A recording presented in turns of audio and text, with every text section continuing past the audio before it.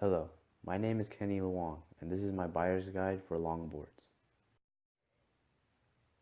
In this video, I will be talking about the cruising longboard, the parts that make up a longboard, and how to set up a longboard. If you're new to longboarding or just want a longboard to get around town, I recommend getting a longboard that is made for cruising. Cruising longboards are great for beginners because they offer a comfortable and stable ride than other types of longboards. They vary in prices depending on the quality of the longboard and can range from $100 to $300. There are multiple parts of a longboard, and I want to give you a quick definition of what they are.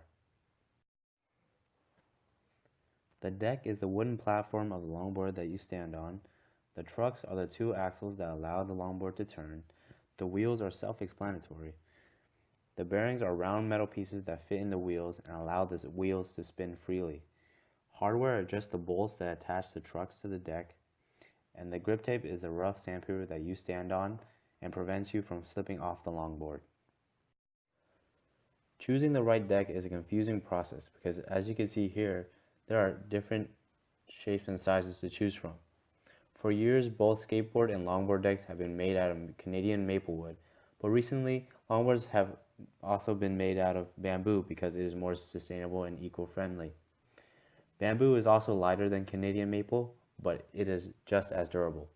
When choosing a deck, I recommend that you think about how long you want your longboard to be, because a longer board means greater stability at high speeds, but it also means that it is heavier and can be a nuisance when walking around large crowds of people.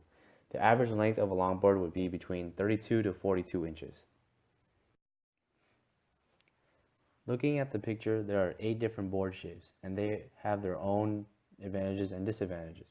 But to make things short and less complicated, I will only talk about 2 board shapes, and they are the cambered pintail and the drop-through symmetrical. The reason I chose these 2 is because they are the most common designs I have seen around, and I believe they are the most suitable for cruising. The cambered pintail gets its name from its pin-like shape at the back and has been a classic shape since the 60s. It resembles a surfboard, revealing its roots in the surf culture and mimics the feeling of surfing. The word camber means upwards bend, and the way the board bends upwards actually serves a purpose. It acts as a shock absorber when rolling over cracks in the sidewalk and makes cruising around more comfortable. The pintail is mainly for people that like to surf or prefer a more comfortable ride, but the pintail is not suitable for going down steep hills. The reason why the board is called the drop-through symmetrical is because there is a cutout on both ends of the deck where the trucks go through or drop through the board before being securely fastened to the deck. This makes the board lower to the ground, which offers more stability. The drop-through symmetrical is for people who like a simpler design because it could be ridden in both directions, front or back, due to its symmetry. The design of the board prevents wheel bite, which is when the deck scrapes against the wheels and causes the longboard to abruptly stop and can throw the rider off the longboard. When choosing the trucks, you want to relatively have the same width as the deck because you don't want to bump into people's feet when riding. Trucks are measured in millimeters, while decks are measured in inches, so be careful when buying trucks. I would stay at 150 millimeter trucks for any deck that is less than 8.5 inches in width. There are 2 types of trucks to choose from, and it depends on the design of the board.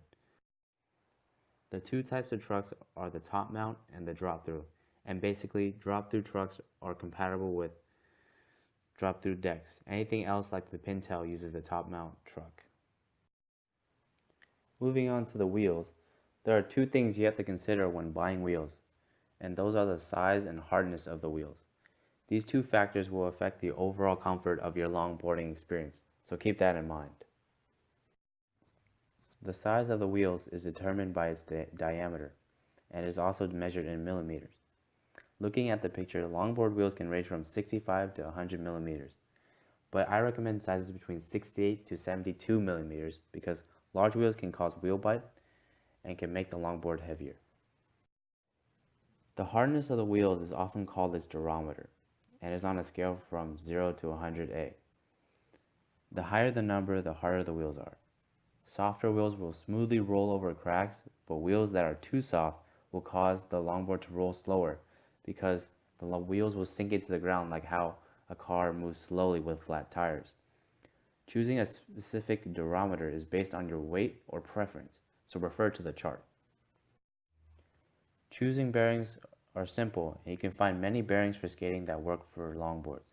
I advise that you stay away from expensive bearings that cost $60 to $100 because you have to eventually change them from time to time when water or dirt gets into the bearings. I recommend buying bearings between $15 to $30 so you don't break the bank. For grip tape, buy a big roll of grip tape that covers the top of the longboard, and for hardware, buy bolts that are between 1 to 1.5 inches long. That's it for the video. Thanks for watching.